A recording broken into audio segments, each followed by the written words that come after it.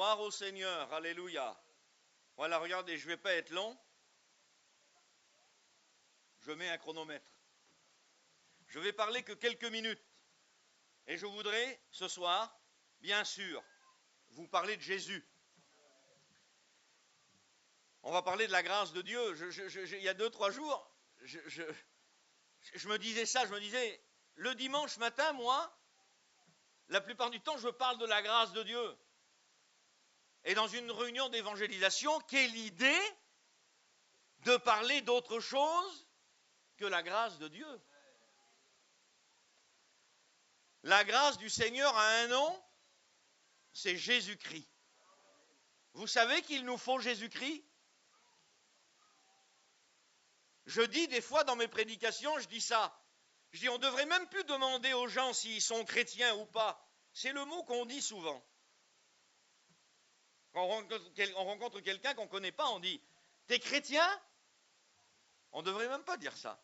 Parce que vous savez, le terme chrétien a été galvaudé, tordu, déformé. Ça ne veut plus dire grand-chose aujourd'hui, chrétien. Même si c'est un mot qu'on emploie encore. C'est écrit 3 fois, je crois, dans le Nouveau Testament. On ne devrait pas dire sur quelqu'un « T'es chrétien ». On devrait lui demander « T'as Jésus ?» C'est ce qu'on devrait dire. Parce qu'en vrai, on n'a pas besoin de passer d'une religion à une autre ou simplement adhérer à quelque chose ou croire en quelque chose. Quand vous parlez des fois avec quelqu'un dans la rue et que vous lui parlez du Seigneur, j'ai déjà entendu des gens dire « Ah, c'est bien, il faut croire en quelque chose dans la vie. » Un jour, quelqu'un m'a dit ça. J'étais en train de parler avec un monsieur vers qui je travaillais et j'essayais de lui parler de Jésus, puis il m'a sorti ce mot-là. Il m'a dit « C'est bien, il faut croire en quelque chose dans la vie. » Et je l'ai regardé, j'ai dit « Mais monsieur, oui, il faut bien croire en quelque chose dans la vie, mais c'est mieux si c'est vrai. C'est dommage de croire en quelque chose qui est faux. Jésus, c'est vrai. » Et je voudrais le dire ce soir, mais je ne voudrais pas le dire que pour vous. Je voudrais le dire pour que Dieu l'entende, pour que le Saint-Esprit l'entende, les anges l'entendent, et que Jésus aussi l'entende quand on le croit. Mais aussi pour le diable et les démons. Vous savez que le diable et les démons existent. Vous savez que les réunions ne leur font pas peur. Alors c'est quoi que tu veux dire? Dieu, c'est la vérité. Jésus, c'est la vérité. Le Saint-Esprit, c'est la vérité. Il y a un enfer, c'est la vérité, mais amen, il y a un ciel et c'est la vérité. Le ciel existe. Dieu est vivant. Jésus est véritablement venu mourir sur la croix du calvaire que vous voyez ici. Je vais vous parler quelques minutes de la croix, justement, de 2 symboles de la croix dans l'Ancienne Alliance. Ce n'est pas une invention des chrétiens, la croix. Elle a été prophétisée par tous les prophètes de l'Ancienne Alliance. Ce n'est pas les chrétiens qui ont inventé la croix. Ce n'est pas les chrétiens qui ont inventé le Messie, Jésus-Christ, le Sauveur du monde. Tous les prophètes de l'Ancienne Alliance, hébreux, les Juifs, ont annoncé le Messie. Et celui qui l'a baptisé, ce n'était pas un curé. Celui qui l'a reconnu n'était pas un pasteur protestant. C'était un prophète juif. Le plus grand des prophètes d'ailleurs. Tout le peuple le craignait, même le roi le craignait. Et merci à Dieu que ce n'est pas un curé ou un pasteur qui l'a reconnu. C'est un prophète juif qui l'a reconnu. Il a dit, voici l'agneau de Dieu qui ôte les péchés du monde. Jésus est véritablement venu sur la terre des hommes. Avant d'aller plus loin, je voudrais vous rappeler quelque chose que vous avez vu sur le net, certainement dernièrement. On a posé la question à Sarkozy. Monsieur Sarkozy, avec qui voudriez-vous dîner? Il a répondu, une personne vivante. Et la journaliste a répondu, ou c'est un journaliste, il a dit, Monsieur Sarkozy, avec n'importe quel personnage dans l'histoire de l'humanité, morte ou vivante. Il n'a pas hésité une seconde. Il a répondu, Jésus. Et vous savez ce qu'il a dit? Le journaliste lui a posé la question, Monsieur Sarkozy, pourquoi Jésus? Il a répondu ça, quelle simplicité. Il n'a écrit aucun livre. Il n'a pas écrit une ligne. Jésus lui-même n'a pas écrit. On a écrit sur lui. Et c'est la parole de Dieu. Jésus n'a pas écrit une ligne. Et c'est l'homme dans l'humanité a le plus parlé. Personne ne l'a oublié. Vous savez pourquoi on ne peut pas l'oublier? C'est écrit dans la Bible. Vous savez que la Bible s'explique avec la Bible. Tout passera. Il est la parole faite chair. On ne peut pas l'oublier. Tout passera. Vous oublierez tout. Mais ma parole ne passera point. On ne peut pas oublier Jésus. On a essayé à travers les siècles de brûler les chrétiens, les mettre en prison. La Bible a été brûlée à travers tous les siècles. On a essayé de se débarrasser de ce livre. Au Moyen-Âge, vous pouviez emporter n'importe quel livre d'une bibliothèque, sauf la Bible. Elle était attachée. Ça a été un livre qui a été beaucoup discriminé. Il a été brûlé. On en a fait des bûchers. On a essayé d'arrêter les chrétiens. Les premiers apôtres du 1er siècle sont tous morts martyrs. Certains hommes se sont dit, si on les tue tous, écoutez ça, certains hommes se sont dit, si on les tue tous, ils ne pourront plus prêcher. Ça va bien s'éteindre si on les tue tous. Jésus l'avait dit dans les évangiles aux pharisiens, même si vous les faites taire, les pierres crieront. Qu'est-ce que ça veut dire? Ça veut dire que l'évangile de Christ, on ne peut pas la faire taire. On ne peut pas la forcer au silence. On ne peut pas l'empêcher de parler, l'évangile de Christ. Elle résonne depuis des siècles et des siècles. C'est le salut pour tous les hommes. Amen. Je lis un passage dans les Écritures pour vous. Je prie deux symboles tout simples. Le symbole du salut de la croix du calvaire. C'est le symbole du salut, la croix du calvaire. C'est du bois. C'est du bois. C'était pas du bois en or à l'époque de Jésus. Il est monté sur un bout de bois. On ne sait même pas, certains historiens supposent de quel bois c'était. On ne sait pas de quel bois c'était, beaucoup supposent. Mais peu importe, c'était du bois. Et puis cette croix aussi, c'est du bois. On la met là. Moi, quand je la regarde, je suis toujours touché. Vous allez me dire, c'est que du bois, mais quel symbole derrière la croix. L'Ancien Testament l'appelle la clé de la maison de David. Et le prophète va déclarer que cette fameuse clé de la maison de David, qui est le symbole du ciel, en prophétisant le Messie, il va dire, il a mis sur son épaule la clé de la maison de David. Alléluia. C'est le symbole de salut de tous les hommes. Comment vous ne voulez pas l'aimer?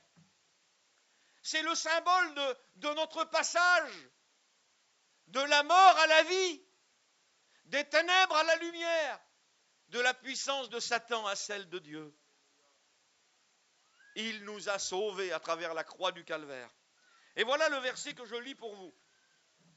J'ai pris que deux symboles. Les lecteurs de la Bible connaissent ces deux histoires. La première se trouve dans l'Évangile des rois, dans le deuxième livre des rois, au chapitre 5 et au verset 16. C'est l'un des miracles d'Élisée, ou un des miracles des prophètes, les plus... comment je pourrais employer un mot, moi?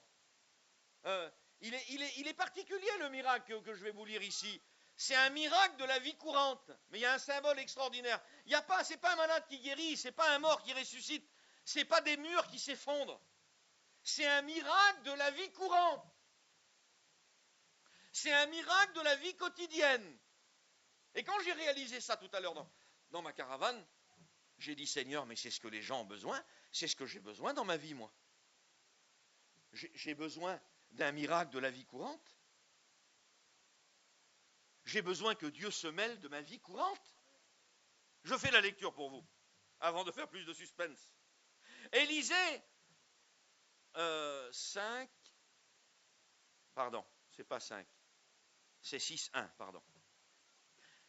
2 Rois, chapitre 6, verset 1er. Les fils des prophètes dirent à Élisée, il y avait des hommes avec lui, voici le lieu où nous sommes assis devant toi est trop étroit pour nous, c'est trop petit. Je vais vous le commenter après. Allons jusqu'au Jourdain, c'est une rivière, nous prendrons chacun une poutre et nous y ferons un lieu d'habitation. Élisée répondit, allez. Et l'un d'eux dit,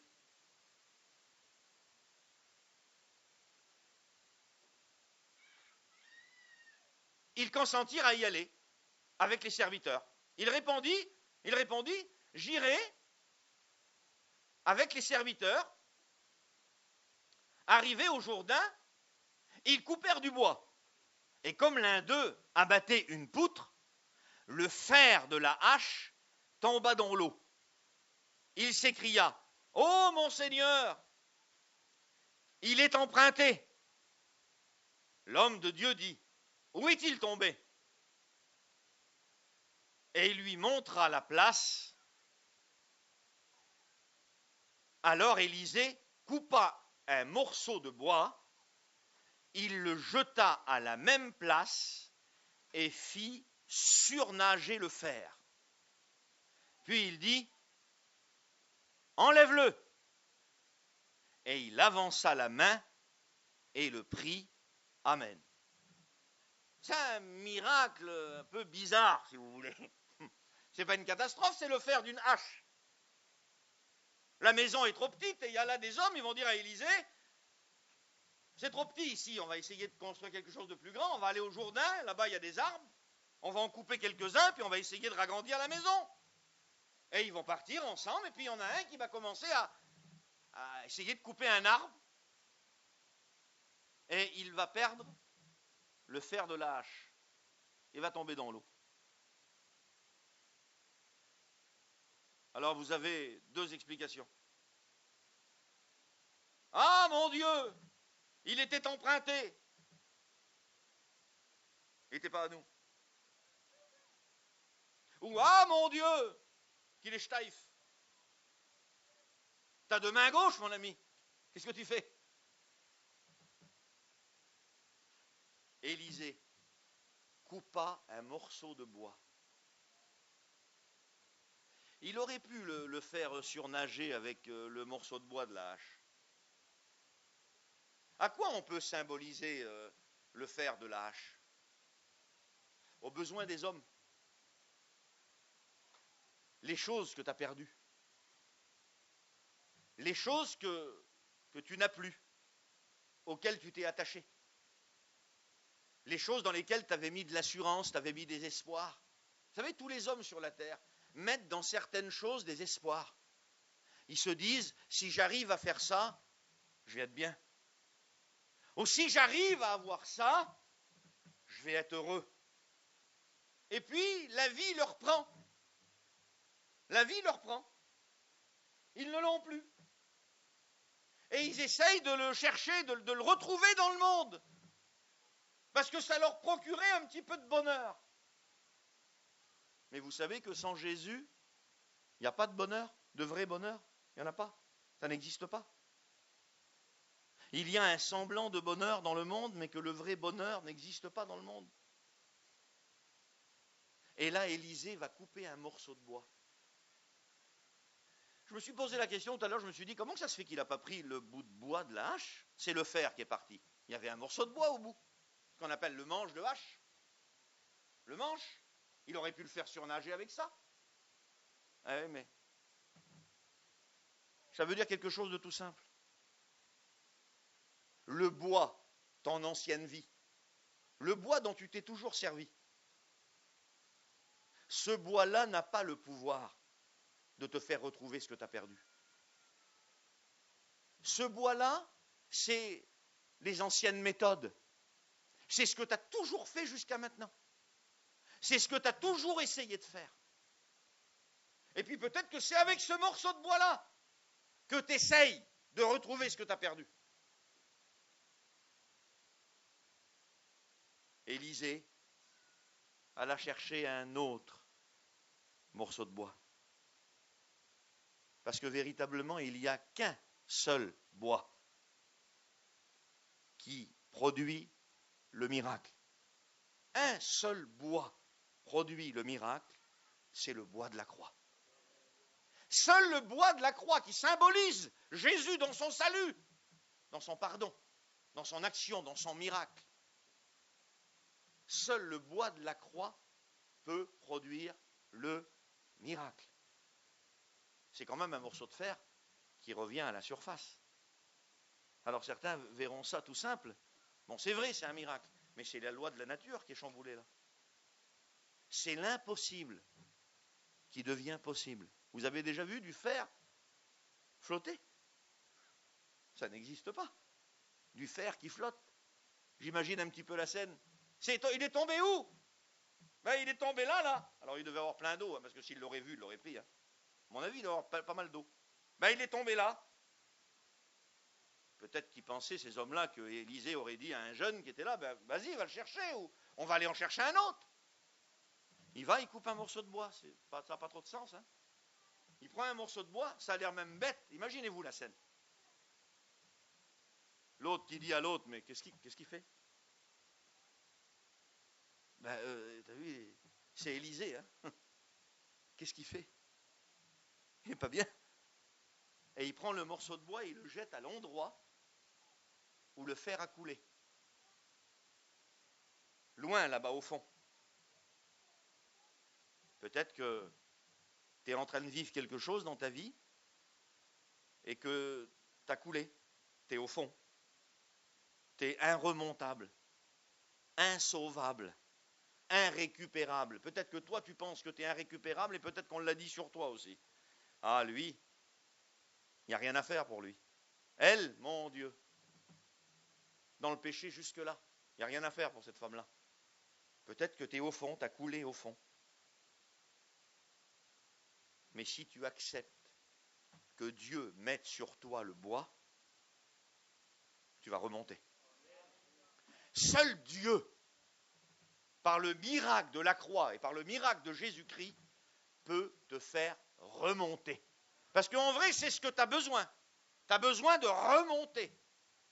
Peut-être qu'à cause de ton péché, qu'à cause de ta fuite, parce que le péché, c'est aussi une fuite, eh bien peut-être que tu n'arrives plus à sortir la tête de l'eau, tu manques d'oxygène, tu n'arrives plus à bien respirer dans ta vie.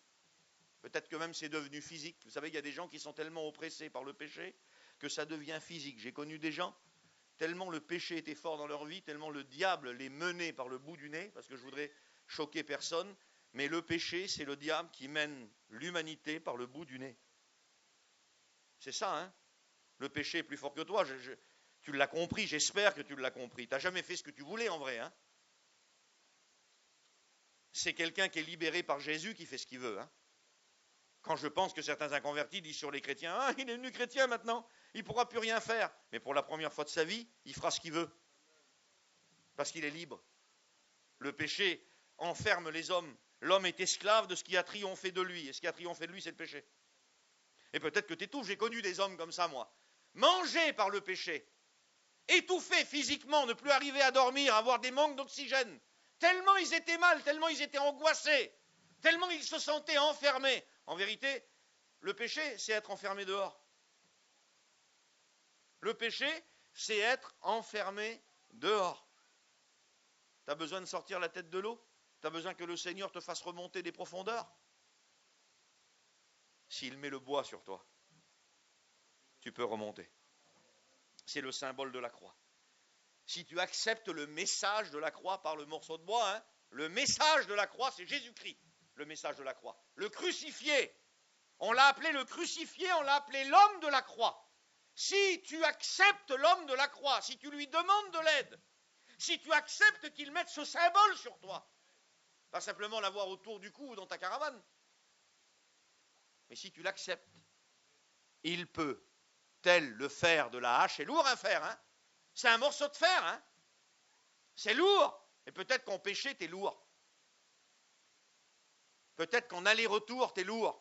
Peut-être qu'en haine, la haine, peut-être que t'es lourd. En impureté, peut-être que t'es lourd. En méchanceté, peut-être que t'es très lourd. C'est tous les péchés, ça. Mais il n'y a rien de trop lourd que Dieu ne puisse remonter. C'est un morceau de fer. Peut-être qu'il y en avait peut-être quelques-uns là qui l'ont peut-être pas traité de fou à Élisée, je pense pas. Mais peut-être qu'il y en a qui ont dû penser un ou deux autour en disant, ah, qu'est-ce qu'il a? Qu'est-ce qu'il croit? Il met un bout de bois comme si un morceau de fer, il va remonter en haut. C'est impossible. C'est ce qu'on dit sur certains gens. Hein. Ah, vous allez témoigner à lui là-bas. Vous l'avez emmené à la réunion, mais c'est cause perdue. Il ne changera jamais celui-là. On y a parlé 1000 fois du Seigneur.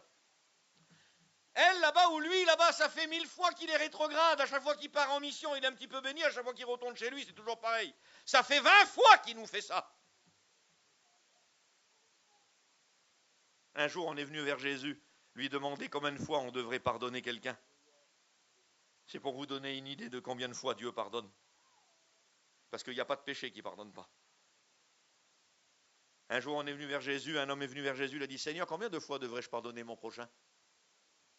Si un homme pêche contre moi, combien de fois devrais-je le pardonner? Tu le pardonneras 7 fois, 70 fois par jour. Si Jésus nous demande de pardonner ainsi, combien de fois il pardonne, lui? Parce qu'il sait qu'on a le cœur mauvais. Si lui nous demande de pardonner autant de fois, il va pardonner moins que nous, lui? Il n'y a pas de péché que Dieu ne pardonne pas. Il peut faire remonter le fer le plus lourd. Je vous lis le deuxième. Exode chapitre 15, verset 22.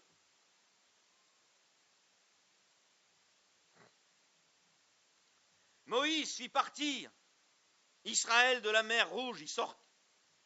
Quelque temps juste après qu'ils eussent sorti d'Égypte. Le peuple d'Israël sort d'Égypte. Si ceux qui n'ont pas lu la Bible, au moins ont vu le film, les 10 commandements, c'est quand Israël sort d'Égypte. Moïse fit partir Israël de la mer Rouge et ils prirent la direction du désert de Shur. Et après 3 journées de marche dans le désert, ils se trouvèrent à un point d'eau. Ils arrivèrent à Mara, mais ils ne purent pas boire de l'eau de Mara parce qu'elle était amère, elle était amère, ils n'ont pas pu en boire. C'est pourquoi ce lieu fut appelé Mara, qui signifie amer. Le peuple murmura contre Moïse en disant, que boirons-nous maintenant?